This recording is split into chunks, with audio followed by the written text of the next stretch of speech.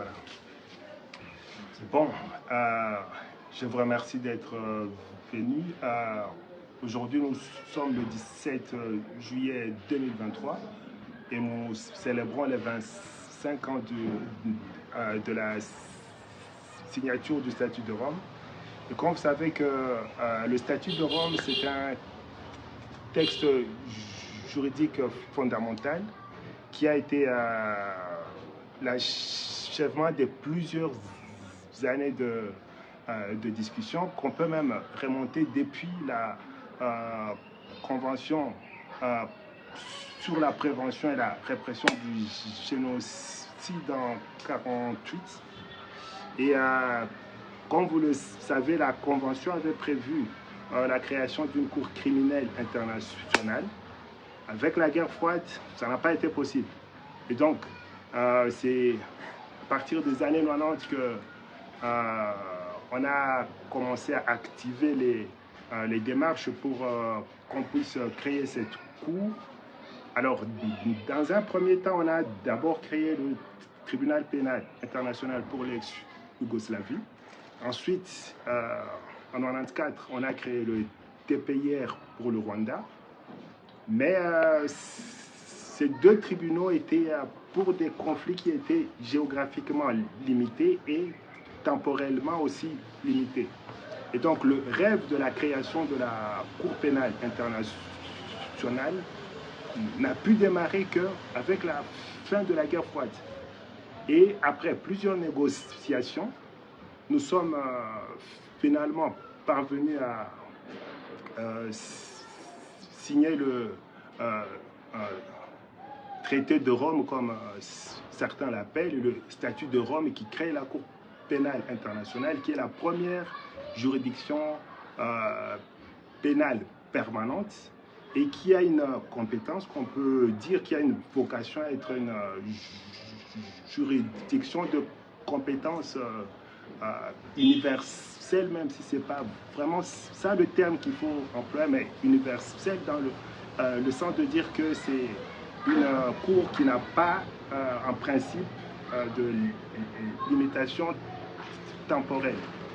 Alors, pour éviter que la cour puisse avoir une charge de travail qui allait peut-être provoquer son déclin, on a dû limiter la compétence temporelle de cette cour seulement à partir des crimes commis après le 1er juillet 2002, qui est la date de l'entrée en vigueur du statut de Rome.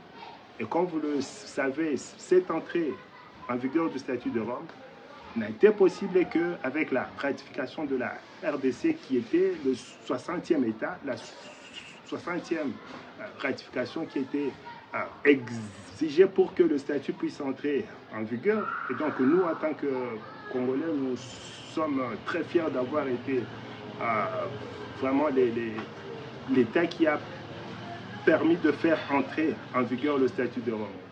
Alors actuellement, le problème que nous avons au Congo avec des crimes qui ont été commis et qui continuent à être commis, les tribunaux congolais essayent de faire leur travail, mais avec le moyen de bord, et c'est un travail qu'il faut encourager et qu'il faut soutenir aussi.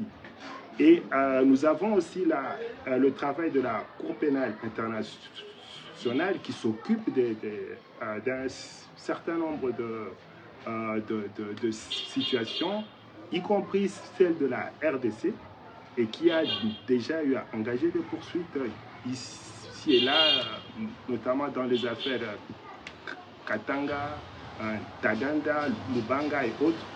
Et nous espérons que la Cour va aussi continuer à agir pour donner aux victimes des atrocités qui ont été commises au Congo. Alors, évidemment, la Cour ne peut pas poursuivre des crimes commis avant le 1er juillet 2002. Et c'est un principal point de difficulté quand on voit les attentes de la population congolaise par rapport à la Cour pénale. Parce qu'il y a un grand nombre de crimes y compris les crimes qui sont dénoncés dans le rapport mapping. Et je rappelle ici que dans l'affaire RDC contre Ouganda, la Cour internationale de justice a reconnu au rapport mapping une crédibilité particulière. Et donc, quand ça vient de la Cour internationale de justice, il faut prendre ce rapport-là au sérieux. Alors, le rapport couvre des crimes commis principalement entre 1993 et 2003. Et le gros de ces crimes-là tombe à une période qui, en principe, échappe à la compétence de la CPI. Et donc, on a pratiquement des crimes qui auraient pu être commis pendant 2002 à 2003 qui pourraient tomber